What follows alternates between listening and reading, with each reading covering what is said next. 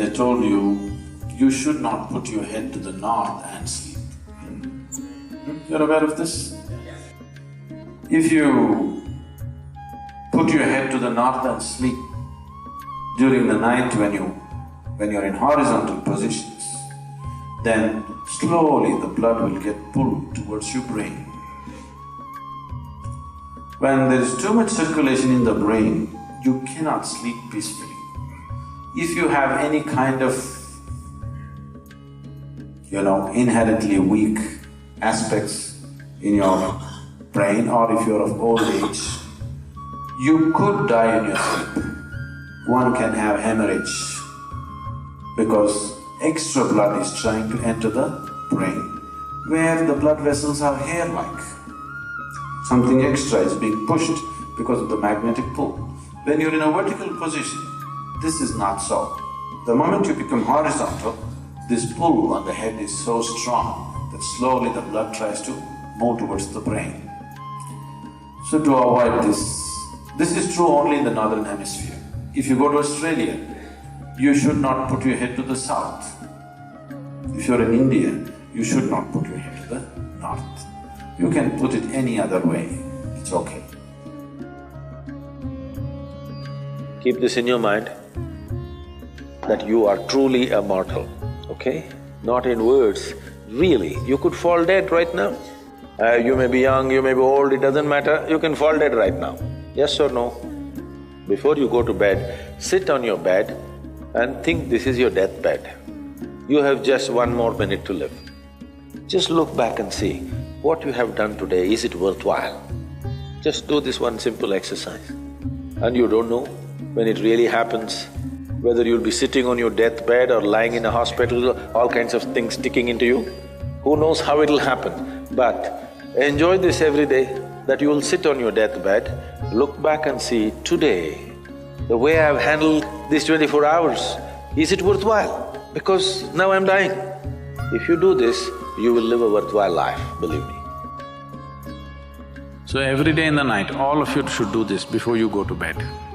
Last 3 minutes, everything that you have gathered, the body, the content of the mind, things, don't ignore small things, these small things are big things.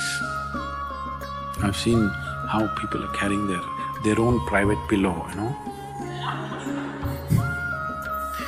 because it's very important. So, your pillow, your footwear, if you have relationships, everything that you have gathered, keep it aside, sleep. If you sleep in that condition, you will wake up with much more light, with much more energy, with much more possibilities than you have imagined possible. Just sleep as life, not as a man, not as a woman, not as this and that. Keep everything down, simply. See, this is getting too easy. Just sleeping sadhana. At least this you must do.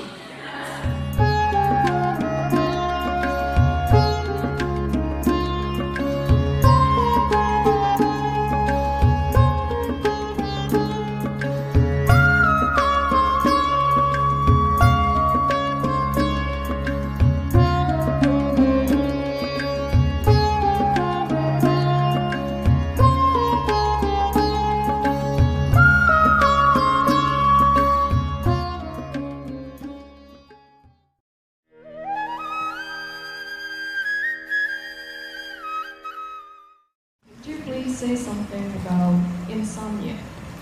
I've been suffering insomnia for nearly 6 years. So could you give me some feasible instructions? Insomnia may be occurring for various reasons. See, okay. There are some people who are sleeping well, but they don't know that they're sleeping well. There's some people who are not able to sleep well because maybe their body needs a certain amount of rest and they believe it needs more. So they're just working themselves up. I've met so many people who are quite okay, but they think they're not sleeping enough because doctor's prescription of 8 hours, they're not sleeping. They're sleeping only 4 hours. They're well, it's okay. If you're well, you're not sleep deprived and you're sleeping 3-4 hours a day, it's perfectly fine. That's a good condition to be in. Or there are people who are unable to sleep because of their psychological situations. There are certain people who are not able to sleep because of their cellular or genetic situation. Only if you are like that, it's a hard thing to fix, which you are not, okay? You are not genetically in that state or in a cellular way, your body cells will not allow you to sleep for some reason. There are many reasons as to why. So, if you're not able to sleep, I think you should join our garden department. Entire day, 10 hours a day you work outside.